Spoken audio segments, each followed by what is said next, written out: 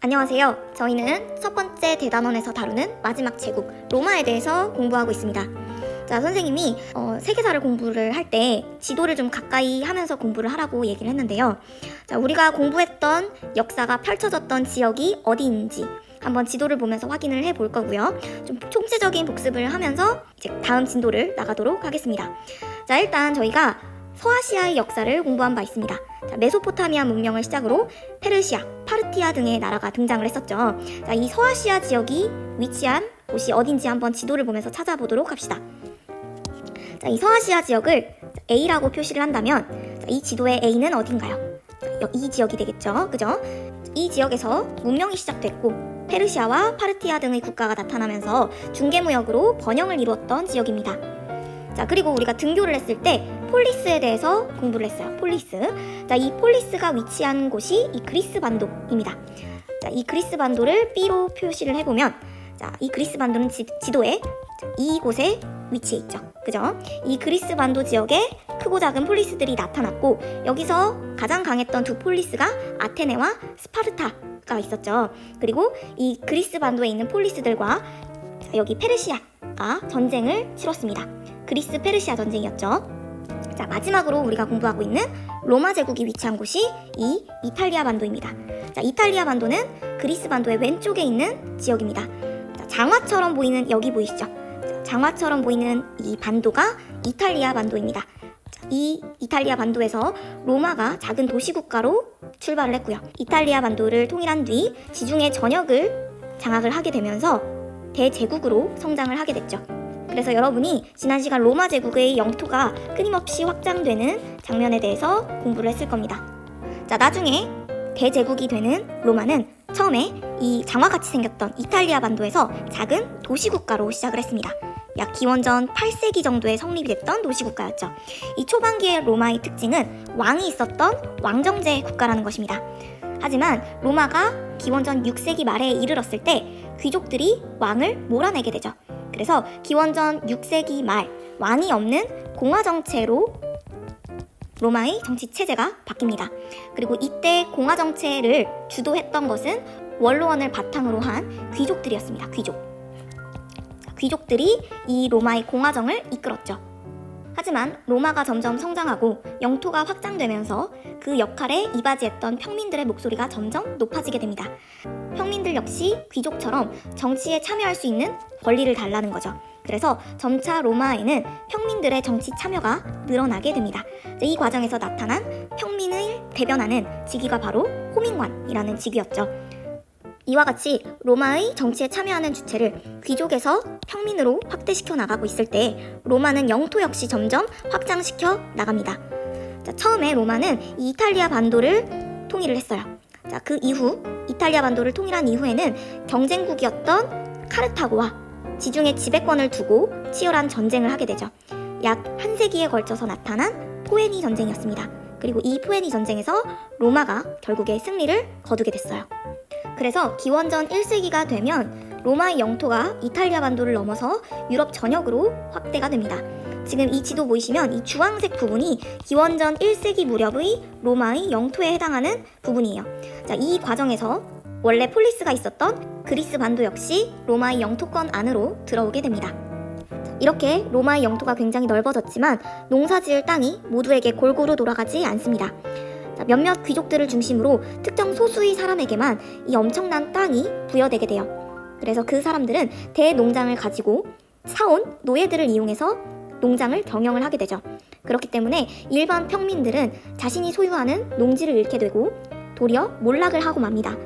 자, 대다수의 로마 시민이 몰락을 하게 됐으니 당연히 로마의 정치가 평화롭게 굴러갈 수가 없었겠죠.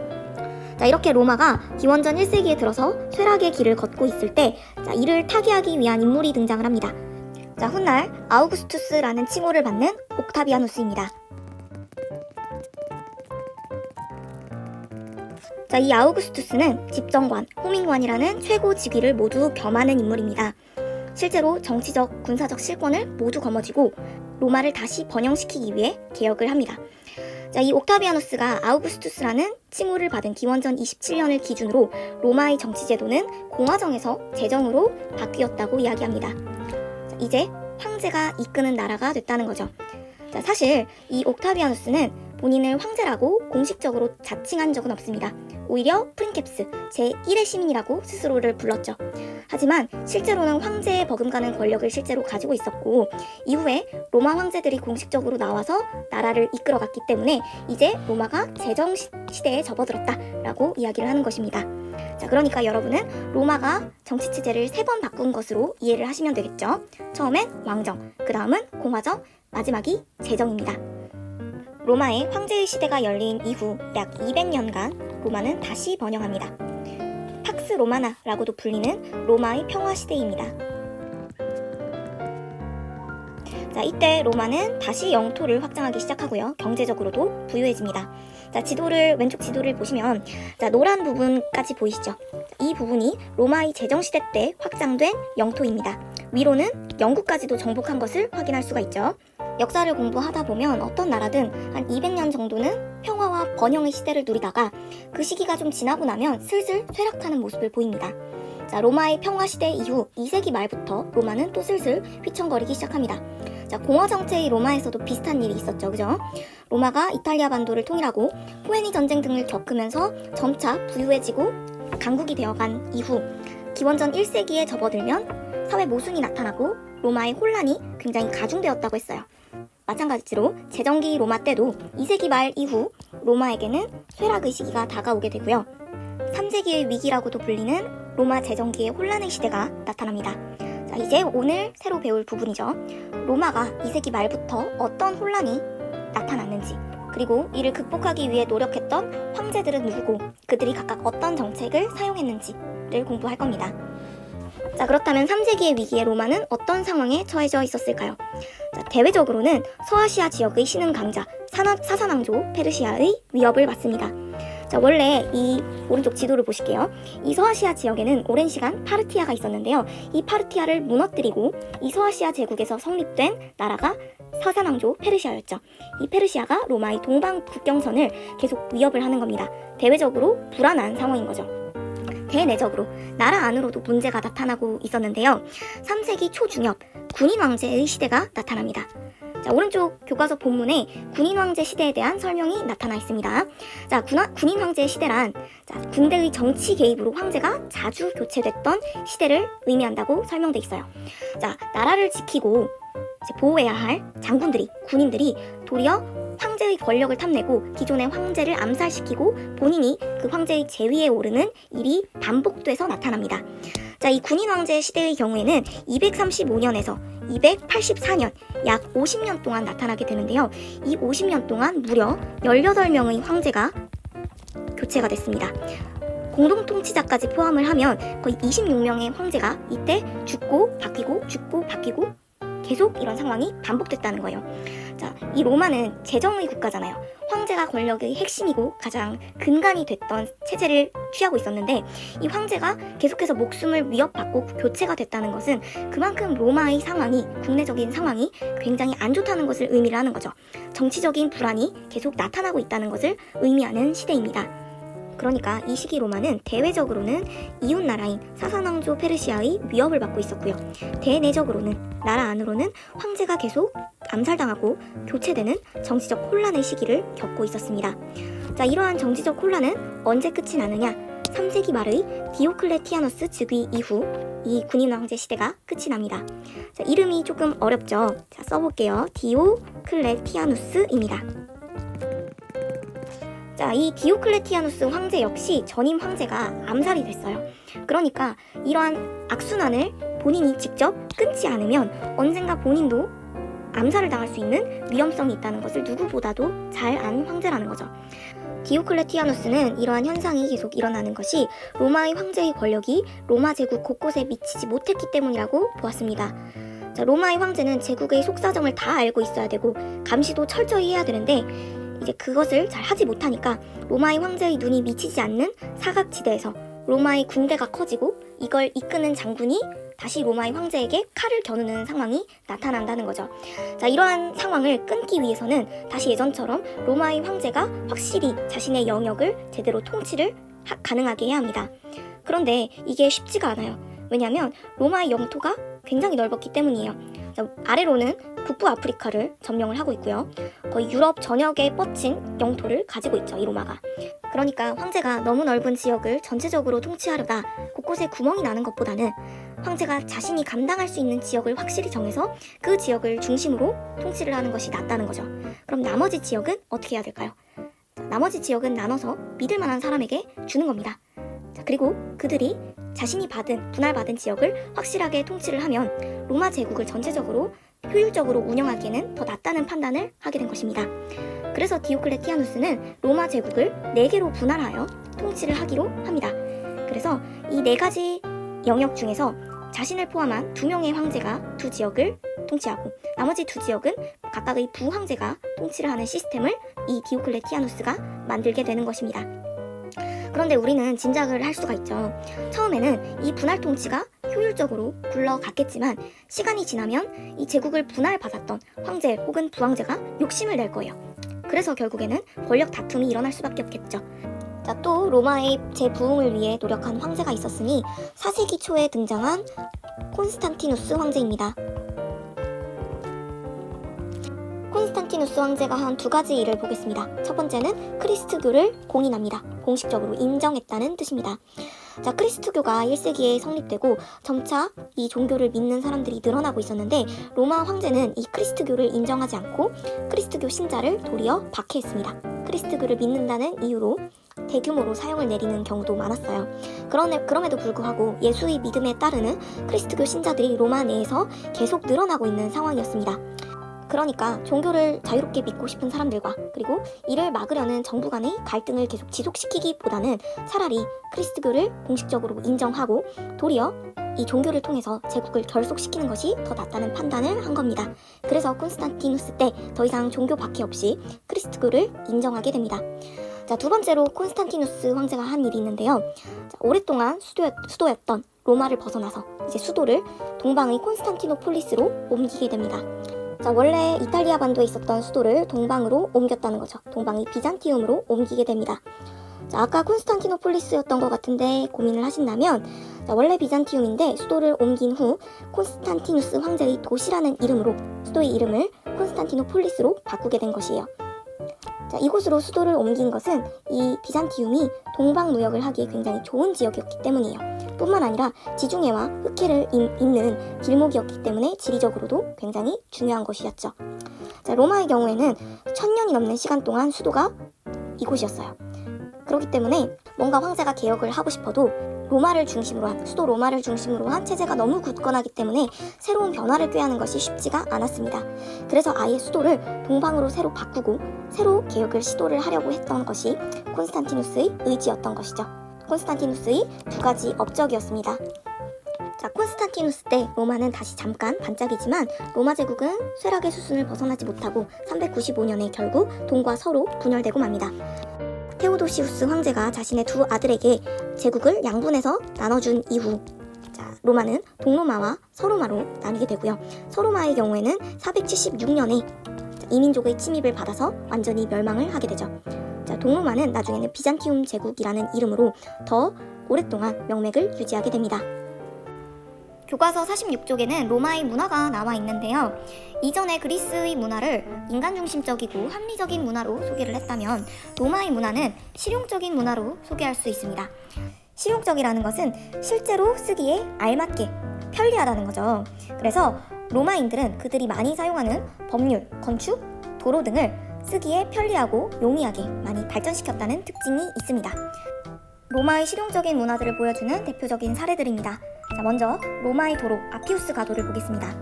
자, 로마의 도로 아피우스 가도는 총 8만 킬로에 달하는 굉장히 잘 닦인 도로였습니다. 잘 닦였다는 것은 사람과 말이 이동할 길을 판판하게 잘 조성을 했다는 거죠. 자, 이 도로를 이용해서 로마는 제국 곳곳에서 세금을 걷어들인 뒤 그 세금을 수도로 이동시켰습니다. 그렇게 걷어들인 세금으로 제국을 오랫동안 안정적으로 유지를 했죠. 뿐만 아니라 이 길이 잘 닦여져 있었기 때문에 말과 사람이 이동하기가 굉장히 편리했어요. 그래서 이 로마의 군대가 이 길을 이용해서 정복전쟁을 치르러 가기도 굉장히 용이했습니다. 자, 대부분의 제국에서 이러한 도로가 잘 닦여 있는 것을 우리가 발견할 수 있어요. 이전에 페르시아를 공부했을 때도 왕의 길이라는 도로가 있었다고 했죠. 제국을 오랫동안 유지하기 위해서는 필요한 세금을 빠르게 걷어들일 수 있도록 환경을 조성하는 것이 중요합니다. 그 시작이 제국의 도로라는 거죠. 또한 로마는 도시에 물을 끌어오기 위해 수도시설을 잘 정비했던 나라입니다. 그 대표적인 예시가 여기 수도교죠. 윗부분은 수로였고 아랫부분은 사람과 마차가 다니는 이동로였다고 합니다. 이 수도교를 지금까지 사용하는 곳이 있을 정도로 안정적으로 잘 만들어진 건축물이었다는 거죠. 또 최대 5만 명까지 수용 가능한 원형 경기장인 콜로세움이 있습니다. 이 콜로세움 안에서 로마의 검투사와 맹수가 싸움을 하는 그런 경기를 로마 시민들이 지켜봤던 것입니다. 이 당시 5만 명이면 어마어마한 숫자인데요. 이 5만 명이 들어가도 무너지지 않을 만큼 안정적인 건축물을 지을 수 있었던 건 로마인들의 기술력이 엄청나다는 방증입니다. 이것을 가능하게 했던 건 로마가 건축 기술로 아치와 돔 기법을 사용했기 때문입니다. 아치는 콜로세움뿐만 아니라 여기 수도교에서도 사용된 건축 기법입니다. 아치는 양쪽에 기둥이 있고 활이나 무지개처럼 한가운데가 높은 곡선으로 굽은 형태를 의미합니다. 로마는 이 아치 모양으로 건축물을 만들었다는 거죠. 그리고 돔의 경우에는 단 구형으로 동그란 지붕이나 천장을 의미해요. 두 건축 형태에 모두 공통점이 있습니다. 우리에게는 수직으로 내리누르는 중력의 힘이 작용을 하죠. 이 중력의 힘을 견디지 못하면 건축물은 무너지고 마는데요. 그런데 이 아치와 돔의 형태로 건축물을 만들게 되면 이 수직으로 내리누르는 힘인 중력을 잘 견딜 수가 있습니다. 왜냐하면 이 아치와 돔의 곡선의 형태가 그 힘을 분산시키기 때문이에요. 그러니까 로마는 이 거대한 콜로세움도 세울 수가 있었고요. 그렇게 만들어진 수도교가 지금까지 건재할 수 있었던 것도 이 아치와 돔의 모양 때문이었습니다. 이러한 로마인의 건축 기술은 지금까지도 사용될 정도로 과학적이고 실용적이었습니다. 그 외에도 로마 시민들이 공공으로 이용했던 공중 목욕탕 같은 것들도 대표적인 로마의 실용적인 건축물 중 하나입니다. 로마 시민들은 자신들의 삶을 건축과 접목시켜서 실용적인 문화를 발달시켜 나갔다는 것, 여러분 잘 기억해두세요. 다음으로 또 굉장히 중요한 걸 공부를 해볼게요. 우리가 로마 그리고 유럽 문화를 얘기할 때 절대 빼놓고 얘기할 수 없는 종교가 있죠. 크리스트교입니다. 이 크리스트교가 로마 제정기 1세기 무렵 창시됩니다. 누가 창시를 했죠? 예수가 창시를 했습니다. 이 크리스트교는 예수가 처음 태어나고 활동했던 예루살렘을 중심으로 성립이 돼서요. 점차 크리스트교를 믿는 신자들이 늘어나면서 유럽 전역으로 확대됩니다. 그죠? 그래서 이후에는 유럽 중세 문화 때는 크리스트교가 굉장히 중요한 종교로서, 국교로서 안착을 하게 됩니다. 이 크리스트교가 어떻게 생겨났고 어떻게 로마 제정기 때 퍼져나갈 수 있었는지 그 과정을 공부하도록 하겠습니다. 아까 크리스트교가 창시되었다는 이 지역이 팔레스타인 지방입니다. 팔레스타인 지방은 1세기 당시 로마 제국의 지배를 받고 있었죠. 이곳에서 살던 사람들이 바로 유대인입니다. 유대인들은 믿는 종교가 있었는데요. 바로 이들이 믿었던 종교가 유대교입니다. 왜 크리스트교를 공부한다면서 유대교 얘기를 하나 궁금해하실 수 있는데요. 크리스트교가 이 유대교에서 뻗어나왔기 때문입니다. 크리스트교의 창시 배경을 알기 위해서는 이 유대교에 대해서 먼저 알 필요가 있기 때문에 짚고 넘어가는 것입니다. 여튼 이 유대교는 유대인들이 믿는 종교로 유일신인 야훼를 섬기는 종교입니다. 이 유대인의 특징에는 두 가지가 있었어요. 하나는 선민사상을 가지고 있었다는 것입니다. 유대교를 믿는 유대인들만, 이들의 민족만 최종적으로 구원받을 수 있다고 믿었던 사상이 바로 선민사상입니다.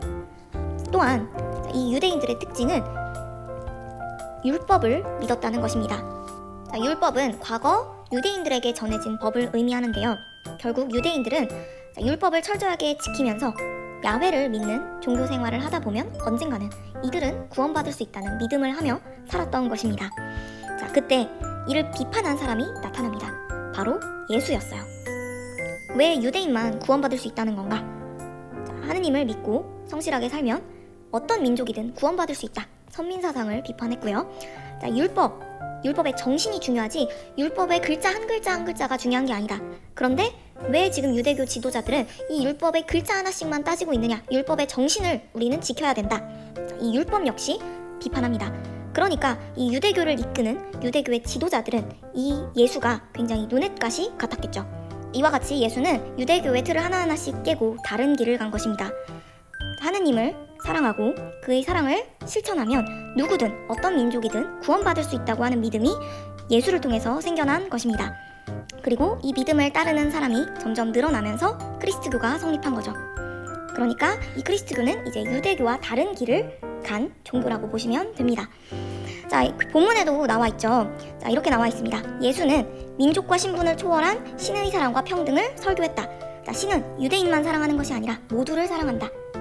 이런 의미를 가지고 있는 겁니다. 자, 하지만 예수를 마음에 안 들어하는 사람들이 있었겠죠. 유대교 지도자였습니다. 유대교의 지도자들과 로마 제국이 결탁해서 그를 결국 처형하고 말죠. 자, 하지만 예수의 죽음 이후로 그리스도교는 더욱 확산되게 되는데요. 예수의 가르침을 받은 제자인 베드로나 바울을 통해서 점차 예수의 가르침이 퍼져나간 것입니다. 특히 신 앞에선 누구나 평등하다는 평등사상을 이 그리스도교가 주장을 했기 때문에 가장 핍박받고 있었던 여성과 하층민들이 이 종교를 굉장히 많이 믿게 됐었죠. 이렇게 그리스도교를 믿는 사람들이 늘어나지만 로마 정부의 박해가 나타납니다. 자, 박해라는 것은 이 그리스도교를 믿지 말라는 거예요. 만약에 믿을 경우 믿는 신자를 집단적으로 처형하겠다는 의미입니다. 자, 이 그리스도교가 성립되던 시기가 1세기인데요. 이 시기부터 로마는 재정기에 접어들게 되죠. 자, 이 당시 로마의 황제를 숭배하라는 것이 이 로마 정부의 정책이었습니다.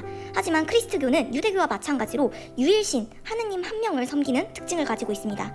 그러니까 로마 황제를 숭배할 수가 없다는 거부 의지를 비추게 되죠. 그래서 이 로마 정부가 이 그리스도교를 박해하기 시작한 겁니다.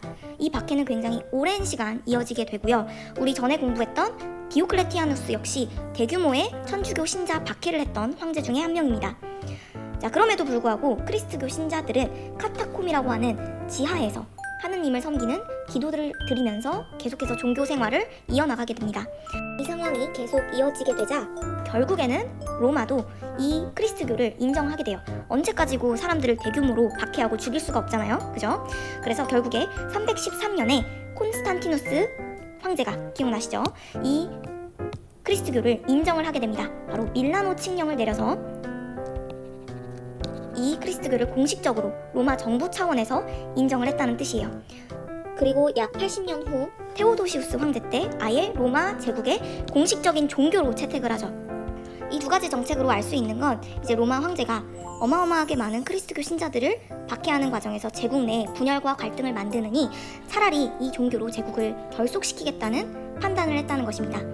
그래서 그리스도교는 처음에 인정받고 나중에는 로마 제국의 공식 종교가 되면서 더욱 확산이 되어 나가게 되죠. 그리고 지금의 유럽 문화의 기반이 되는 종교로 성장하게 됩니다. 오늘은 로마의 쇠락과 로마의 실용적인 문화, 그리고 재정기 때 성립된 그리스도교에 대해서 배웠습니다. 오늘은 따로 과제를 할 만한 파트가 없어서요. 여러분의 교과서, 필기 사진을 찍어서 역사, 과제 채팅방에 올려주시면 되겠습니다. 감사합니다.